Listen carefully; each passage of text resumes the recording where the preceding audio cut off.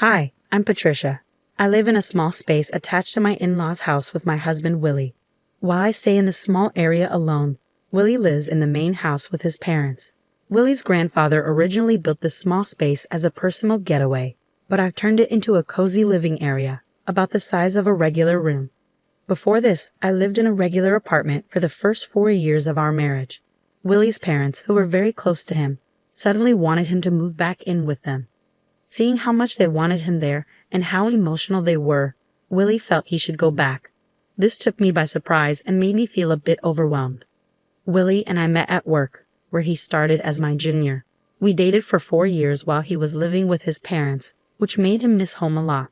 Even though he had his own place after we got married, his upbringing, where he was very pampered and didn't do much around the house, made him want to return to the comfort of his parents' home. When I suggested that we share the household chores, Willie seemed unsure and admitted he had never really done them before. I hoped we could split the chores equally, but Willie never really wanted to help. Every time I tried to involve him, he would act interested for a short time, then quickly lose interest and say, "This isn't for me, Patricia. You're better at it. You should just keep doing it." We both worked full-time, but since I had a higher position at work, I felt a stronger need to split the chores. Trying to get Willie to help often ended up being more tiring than just doing everything myself. Eventually, I found it easier to handle all the tasks on my own. Things began to shift when I started working from home. Willie was surprised to see me at home every day and seemed to adjust to this change. However, over time, it became clear that he didn't fully understand what working from home really meant. A few years into working from home, Willie's parents suddenly visited us and said they wanted to live closer to him. Seeing their emotional reaction made me feel alone and unsure about what to do. To support Willie's wish to be near his parents, we decided to move into their house. Throughout our relationship, Willie had always chosen places close to his parents, whether it was for renting an apartment or picking a job for me. Since I was working remotely, where we lived wasn't as important, but Willie's choices often meant we had to move and sometimes even leave our jobs. When we moved into his parents' home, Willie's mother thanked me, saying, "Thank you for taking care of Willie all this time. From now on, I will take good care of him, Patricia. You handle everything else." At first, I thought this meant I'd be free from taking care of Willie, but I soon realized her real plan. She started taking care of Willie's specific needs, making special meals for him, washing and ironing only his clothes, keeping his shoes and belongings clean, and buying things just for him. Meanwhile, all the other household chores, like cooking and laundry for everyone else, became my responsibility. Even though I was working full-time, I ended up handling not just our daily chores, but also keeping a larger family home clean. This new setup made me feel unhappy and overwhelmed. While Willie and his parents seemed happy, I felt like my responsibilities had only increased. One day while cleaning, my father-in-law approached me with an awkward request. He asked, "Patricia, could you help with some money?" I was confused, so I asked him to explain. He said he found it hard to ask Willie for money, adding, "Willie has worked hard, and it's tough to ask him for financial help." This made the situation even more complicated, showing how unevenly chores and financial responsibilities were divided. Willie and I had previously agreed to share expenses like rent and other costs. However, when we went shopping, Willie often convinced me to pay for various things, including extras like alcohol, clothes, and accessories. When I was hesitant, he would act immaturely and accuse me of being stingy. Despite our financial disagreements, I found some comfort in the fact that Willie usually left me alone with my daily routine. However, things changed when we moved into his parents' house. Unlike Willie, his mother constantly disrupted my work from home. She often insisted that I focus on household chores rather than my job, and would even come into my room and pull on my clothes, making it hard for me to concentrate. Feeling frustrated, I talked to Willie about it, expecting him to side with his mother. To my surprise, he listened and promised to talk to her about the interruptions. I hoped we could find a solution that worked for both of us. However, Willie's idea of a solution was quite different from mine. He suggested moving me to the annex, a separate part of their property, which felt more like creating a greater distance rather than resolving the issue. One day, I jokingly asked Willie if I could demolish the annex and build a new house there. To my surprise, he casually replied, "You can even demolish it and build a new house if you want." This offhand comment opened up new possibilities for our living situation, hinting at more independence than I had expected. Taking Willie's casual comment to heart, I started remodeling the annex to make it my own. I cleaned, renovated, and changed the wallpaper, putting a lot of effort into making the space comfortable for myself. However, I noticed that Willie never came to check on the progress. It became clear that he had no intention of moving into the remodeled annex with me. This realization hit me hard. I felt like an outsider in the family. There were times when I was alone at home while Willie and his parents went out for meals or events, often organized by his mother.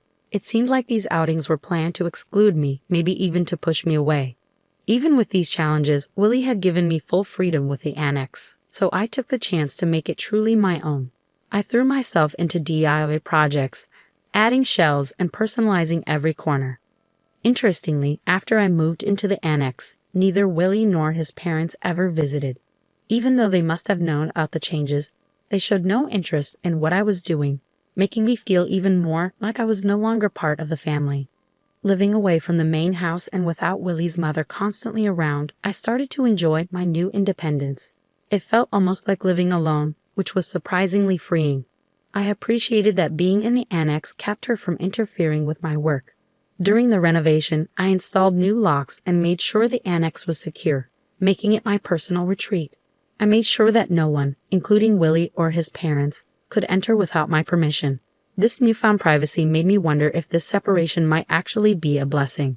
However, it seemed my mother-in-law noticed my growing distance and wasn't going to let me find peace easily. Unable to put up with her behavior any longer, I found myself unsure about what to do next. As I settled into the renovated annex, her attempts to drive me away became more obvious. She started with small annoyances, like leaving trash in front of my annex instead of at the collection site. Sometimes she would host barbecues in the garden and deliberately leave me out, making sure the smell of the grilled meat reached my space. Despite her attempts to push me out, I couldn't help but find her efforts amusing. One day, she called me to the main house, claiming she had leftover meat and potatoes for me. Suspecting there was more to her invitation, I went over. When I arrived, she was alone in the living room and dramatically placed a divorce paper on the table. It was clear that her real intention was to force me into signing the document, knowing Willie would agree to whatever she wanted. With a smug look, she said, "Isn't it time you gave up? There's no reason for you and Willie to stay married. Get out, you freeloading unemployed woman." Her audacity shocked me, but it only strengthened my resolve. Thrilled at the chance for freedom, I eagerly grabbed the divorce paper and said, "I'm going to the city court right now." "Thank you so much." My mother-in-law, expecting me to resist, was stunned by my unexpected eagerness. After filing the divorce papers at the city court, I quickly packed my things. I went to inform Willie's mother that the divorce was finalized. I told her I would leave the renovated cabin as it was and that she could do with it as she pleased. My positive attitude about leaving seemed to surprise her, even though she wished me luck as I left. When Willie and his father saw I was really leaving, they were concerned and asked, "Are you going? What will we do without Patricia?" I smiled and thanked them for letting me use the cabin. I explained that, since we were now divorced, it was time for me to move on. As I packed up my things, I moved into a luxury apartment I had been planning for some time. Soon after I settled into my new place, my mother-in-law called. She sounded awkward as she began, "Patricia." I cheerfully answered and asked, "What's up? How's everything with the cabin?" She switched to a more serious tone, talking about finances. She mentioned that Willie had told her I was giving his father $5,000 a month. I confirmed this and told her that despite her earlier belief that I was an unemployed freeloader, I was actually gainfully employed. Her surprise was clear. She had thought I had quit my job. I quickly set the record straight, telling my mother-in-law that I hadn't just left my old job. I had actually become the president of a new company. This company was leading the way in remote work systems, and she seemed both disbelieving and confused. It hit me that Willie, too, seemed unaware of my professional success, showing just how distant we had become, both physically and in how we saw each other. It was clear he never fully embraced his role as a husband since moving in with his parents. Then she asked about my earnings, wondering if my new role had increased my income. I casually mentioned that I was making about $3 million. I exaggerated a bit to avoid getting into the details of my actual earnings. Seizing on this, she asked, With that much money, could you lend us some? Your father-in-law was laid off and kept it hidden. We've been managing with the $5,000 you've been giving us, but neither Willie nor I knew about his job loss.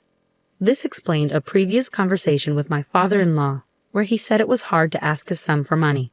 I realize now that his earlier comments were likely a tactic to get financial support from me, assuming my new job meant I had a lot of money. This move, though clever, made the financial expectations of Willie's family clearer and how they viewed me.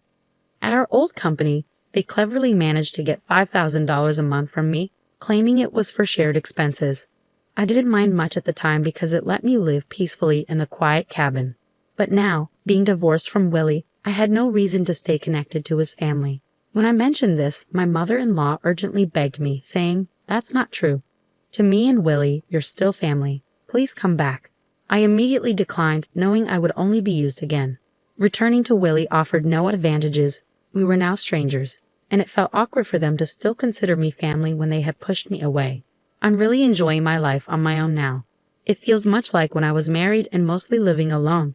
Except now I spend money on myself and don't have $5,000 siphoned off every month. I prefer this new life. I ended the call with a firm goodbye, surprised they thought I'd come back. My mother-in-law's plea seemed like a last-ditch effort. Willie's salary wasn't great, and he often avoided responsibilities, saying, "I can't do it," and passing tasks to others. This made him unreliable both personally and professionally. With his father laid off and his mother a housewife, they couldn't keep up with the large house and had to sell it. Now, all three of them are living in the cabin I renovated. It's perfect for one person but likely cramped for three. Since then, I haven't thought much about them. I'm enjoying my life peacefully, relishing the solitude and freedom that come with my new